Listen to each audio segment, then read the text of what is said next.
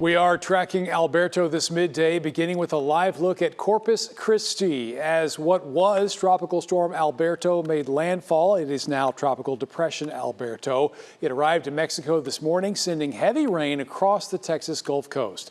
Thank you for joining us this midday. I'm Mark Istook. Authorities in Mexico do report that at least 3 people have died in this storm. That is in the state of Nuevo León. Over in Mexico, we just learned this morning that those people died. Authorities there say 2 were minors who died from being electrocuted. Now, this is video this morning of those heavy rains in Mexico. More video as well from the Texas side of the border as southern parts of the state are bracing for up to 10 inches of rain. These storms also bringing about the possibility of spin-off tornadoes as well. Quite a bit of danger and disaster, which is why Texas Governor Greg Abbott issued a disaster declaration for 51 counties in the state of Texas down near the coast.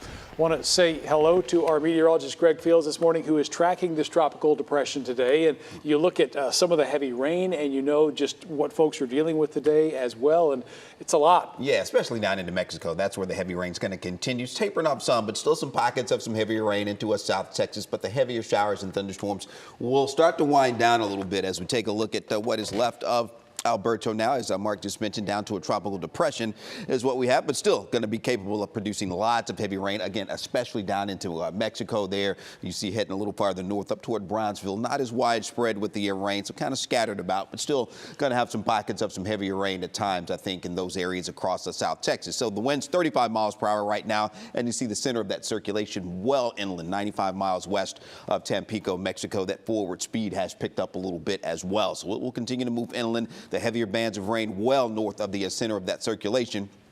And you can see those bands of rain moving onshore down into Mexico mainly. And it gets a little more scattered as we come up into South Texas around Brownsville up toward Corpus Christi. But again, still going to have some pockets of some heavier rain, I think, at times. So still going to be dealing with some flooding, and we still have that flood watch in effect across South Texas for today as well. So that's what it looks like right now as far as the flood watch is concerned. So that will continue to be an issue as we're talking about rainfall, but additional rainfall about around 1 inch, maybe 2 inches in some areas across South Texas. But as we get a little closer to the Mexican border there, we're looking at 1 to 2 inches plus, and then 5 to 10 inches plus on down into Mexico there. So that's where flooding is going to be the greatest concern down into Mexico, and we will continue to monitor that for you as we head into the next few hours here going into today and tonight. Now, that's not the only area. Alberto's not the only storm or potential storm that we're going to be watching, as we have 2 more areas. One could move into the southwestern Gulf of Mexico, 50% chance of development over the next several days, and another one out in the Atlantic could move toward the South Georgia coast there,